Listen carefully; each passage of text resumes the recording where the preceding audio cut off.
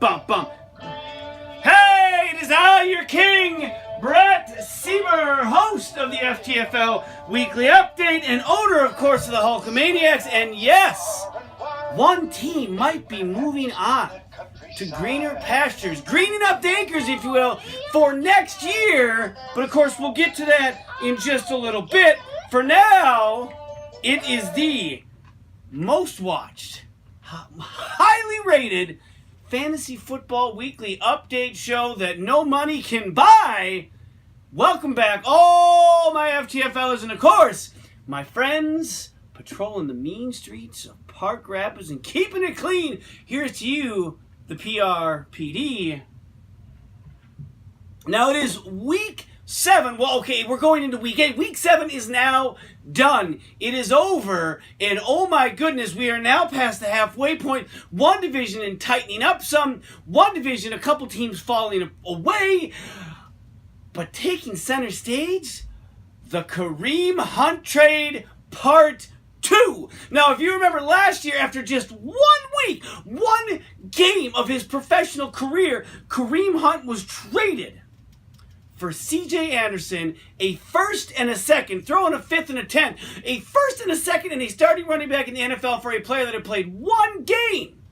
It kind of panned out for Swart, kind of didn't, kept him going into this year, started slow, and of course has exploded with the highly talented Kansas City Chiefs offense now through the last few weeks.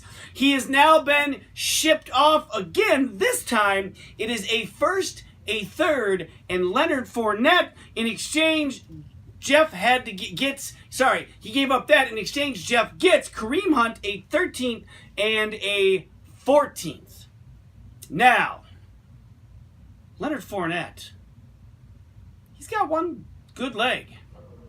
Maybe he should have tried to get David Johnson. But who am I to say? We'll see what happens. Marcus' eggs are all in this year's basket. Swartz putting eggs in next year's basket. I'm telling you whose basket is still empty, and that is the Pittsburgh Steelers and the pit of misery, dilly, because Le'Veon Bell still nowhere to be seen. Now the talk is hopefully before week 10, after the trade deadline, so they can't trade him. Who knows? The guy's a chump. I don't care.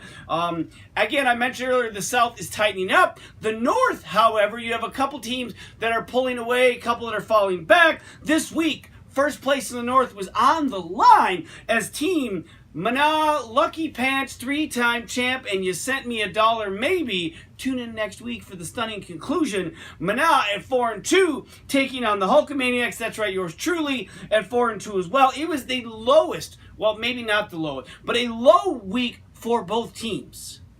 However, I was the one who had the lowest of the two scores. 63.5 for me, 70 for Markster. If your Markster, the White Mamba, threw in 16.5. Jameis Winston, 14. TJ Yeldon, 12.5. Now, McCoy got a 0, and Markster was nervous that was going to get him the dud. Of course, not only do you have to play terrible, your team also has to lose, and so that's kind of off the record for that.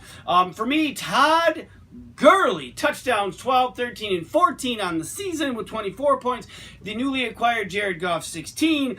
Others 7 combined for 23.5 points. Not going to get it done. I made some moves this week, picked up Godwin, trying to block Winston points. I acquired Jared Goff. None of it in the end mattered. I fall to 4-3. Kyle Rudolph, 0.5 point. Ouch. Markster moves to 26-11 against me all time, which just stings to say and hurts my soul because there's just no way you're that much better. Luckiest man in the league, 3-time Lucky Pants champ. Mana moves to 5-2 and tied atop the division with Team Lincoln, which we will talk about in just a moment. In the South, the battle for first place, the Monkeys coming in at 4-2, taking on Ryan Deesum's you-know-whats at 3-3. And it's the Monkeys that fall with 83 points to Ryan Deesum's 101.5.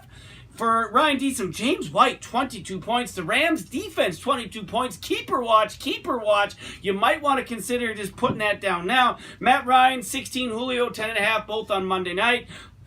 Ryan's, most of those points came on the 1 touchdown pass that was deep. Of course, had a good night and good enough because Mark Ingram with only 3 did not help this team, although did not hurt this team. 26 by Luck on the bench. Again, it really didn't matter. Tom Brady for Salty at 22. Alshon Jeffrey, 13.5. Philip Lindsay, who I'm just going to tell you right now is not worth anything in a trade for Todd Gurley, so stop it. 12.5 points. Brandon McManus with 10. No Melvin, no win this week for Saltmarsh. He had been on a run ever since acquiring Melvin. Melvin didn't play, and he loses. He falls down into a three-way tie. Decent moves up. 3 teams atop the South at 4-3. The third team coming just shortly, but also now the other team who is tied for the lead in the North, and quite possibly the best team in all of the FTFL. I hope you're sitting down. That's John Linkowitz. Holy cow. He already has gotten to 5 wins. It was the 5th time this season he has scored north of the century mark. No, John, it is not because you kept a kicker. It is because you had all those second-round picks, and everything is coming up Millhouse. I hope you can keep it going. This week you did 109 to Pump. 103.5, the tightest game of the week. Pump made that big Kareem Hunt trade, and Kareem goes out in a flurry with 28.5 the last time before he was future endeavored. We'll see what he has to say about that later. Latavius Murray picking up the slack where Dalvin Cook has completely fallen smooth off the bus. 21, Cam Newton with 20, T.Y. Hilton 14, John Brown on the bench 17.5. You lost by 5.5. Well, maybe not this time. If you're Linkowitz, 25 for Emmanuel Sanders, including a touchdown pass on Thursday night. That was spectacular. Saquon, 18.5. Carson Wentz, 18. Tyreek Hill, 13.5. The keeper with a measly 8, the third lowest point getter on your team this week, is probably trying to get out the scissors and cut bait on that dead sack of weight. Then again, maybe just sign him on for another 5 years of being a keeper. Swart is only 3 games out of first with 6 games to go, which means then it's even less than out of a playoff spot, although seemingly giving up and moving on to next year. Speaking of moving on, it is time now for the FTFL weekly updates. Don't be salty. Welcome, my friends of the FTFL. This is Don't Be Salty. I'm your host, the owner of the Monkeys of the Activeness of the Radio Kind, Adam Saltmarsh. Sometimes in fantasy, we sit there and go, what could have been? Geez, I wish I would have done that. And sometimes you're like, yep, I got a quarterback that's going to put up some points. Then you're like, yeah, but that other guy's got that running back that corresponds with the quarterback. And then all of a sudden the quarterback starts throwing the ball to the running back. And you're like, yep, these points are washing out. So when you wash out the points from a running back from the quarterback, and in our league we all know quarterbacks rule because they score the most points, you're like, poop on me. Poop on me. Then you're like, okay, I still got this. I'm in it. I'm here to win. Then you're kind of like, he's got more people left. And you're like, that defense just tore it up. How did that defense score 22 points? They're a machine. I wish my defense did something other than 2 points. Then you're kind of like, yep, I still might win. Then you're kind of like, yep, he still got 2 guys left to go on Monday night. And you're like, yep, is there a prayer? Am I praying to the gods of the fantasy leagues? Matt Ryan, break your ankle. And then you say to yourself, why is he still playing Matt Ryan? And you're kind of like, what is not okay with Luck? I mean, Luck be the lady, Luck be the fantasy guy. Then you're like, yeah, and you're sure kind of like, you're thinking, why is everyone in the league almost 5-2, 4-3 with a couple outliers at 2-5 and a 3-4? And you're kind of like, we're in week 7, and you're kind of like, geez, let's do some trades. And you're kind of thinking to yourself, how am I supposed to win if no one's going to trade? And you're kind of thinking like, you got a good team and everyone else is starting running backs and you don't have any, and you're thinking, I got the massive, awesome wide receivers. I have a kicker. Do you pick up a kicker that is a new kicker because you think it's going to help you, and the number one kicker in your league is available because he's a free agent and you didn't draft him, and you're kind of like thinking, am I still in this? And you're looking at the other team people and you're kind of thinking, are they giving up even though they're 2-5? We play with integrity, and you're kind of sitting there going,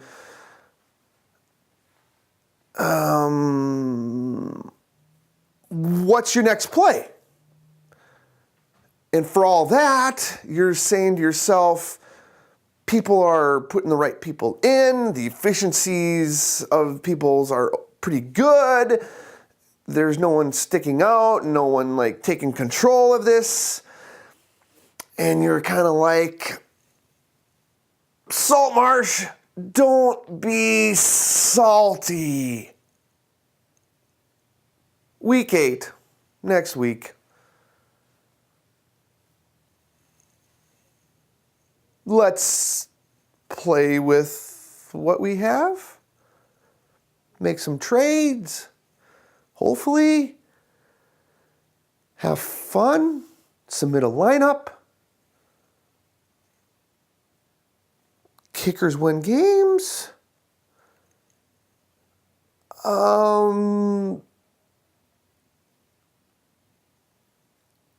Don't be salty. All right. I a couple notes here from this segment. Mr. Saltmarsh, now you apparently or appeared to throw salt on yourself. You meandered your way through 4+ minutes of getting there, and in the end, it was like a pinch. You like gave yourself a. If you're gonna salt yourself, salt yourself. Poop on me. Poop on. Who says poop on me? And also, I caught you wishing injury upon Matt Ryan. That's the kind of stuff that will get you loss after loss in the FTFL. I speak from talking to conversations with other people, not myself. And again, the whole nobody wants to trade with me. We've heard this now 3 years in a row. Nobody wants to. I try everything. Well, right. But when you offer Philip Lindsay, and I don't care how many draft picks, for Todd Gurley and all of my bottom picks, and none of your picks are first round, it's not going to happen. We're not going to make a trade just to make a trade. And lastly, nothing to do with any football news in that. What in the hell was that red and blue stuff in one of the last frames that you were standing in? I couldn't make out what in God's name that was. Entertaining, but boy, you want a little light on the salt for the Salt Master. Speaking of salt, repeat offender Eric and the Pack Attack in the next game coming in on a 3-game skid at 3-3, taking on the Fake King of the North at 3-3 as well. Again, vying to put themselves into a tie for first place potentially, of course, now that Saltmarsh has lost. And Eric comes roaring back after 3, albeit maybe even 6 terrible weeks, with by far and away his best game of the season, 116 to Sid's 93. Now, if you're Sid, of course, Patrick Mahomes again continues to just light this thing on fire. He had 32 points. George Kittle threw in 14.5. Dan Bailey, 14. But it wasn't enough.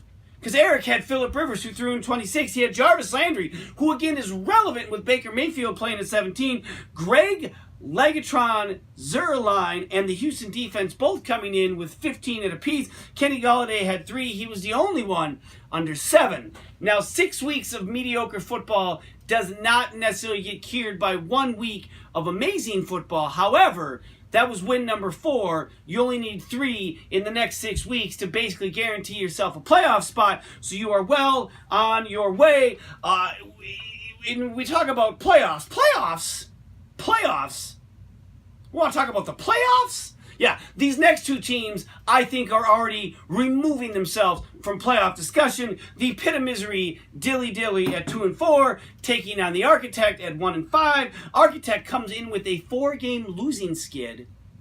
and hands it to Andy, who now is on his own 4-game losing skid, 79.5 to 71.5. If you're Andy, OBJ fell just short on Monday night with 18. Michael Thomas, 13.5, kind of came back. Hot start, has fallen off as of late. Maybe not worth what you're looking to get him if you're hoping to move him. Tevin Coleman with 11. Peyton Barber had just 2 points. On your bench, a man named Dion Lewis had 13. You lost by 8. I don't need Bart here to tell me how that would have ended had you made the right call. That smells like a move a decent would make. If you're Matt, Stafford 16, Kenyon Drake 16, Funches 13, and Sterling Shepard 12.5. All adds up to not a ton of points, but enough to put himself with his second win of the season, still out of the play. Although, let's be honest, only 2 games out of first in the South, so we can't be ruling out anybody yet. If you're Andy, you started 2-0. You've now lost 4 in a row. You are looking to become only the 4th team in the last 6 years to start 2-0 and miss the playoffs. A dubious distinction. Woo! Speaking to these weekly distinctions, the stud, the dud, the decent update, next week's games, and we are going to get out of here. Stud of the week, Emmanuel Sanders, 25, Phillip Rivers, 26, both in great performances, helping their team win. I got to go with Emmanuel Sanders. He threw a touchdown pass. He scored 25 points as a wide receiver. He helped John's team move to 5-2. John is entering territory he hasn't sniffed since back in the college days. Things are happening. And no, it's not because you kept a kicker. So just drop it. Dud of the week, every damn player on my team not named Todd Gurley. Pathetic. Despicable. You are wasting this man's unbelievable MVP season. He has 14 touchdowns through 7 games. And none of you could do anything to help us overcome 70 points by Mark's team. All of you this week are duds. Decent update. Andy, of course, not playing Dion Lewis. John, you kept a kicker. And Swart and Markser, Kareem Hunt trade part 2.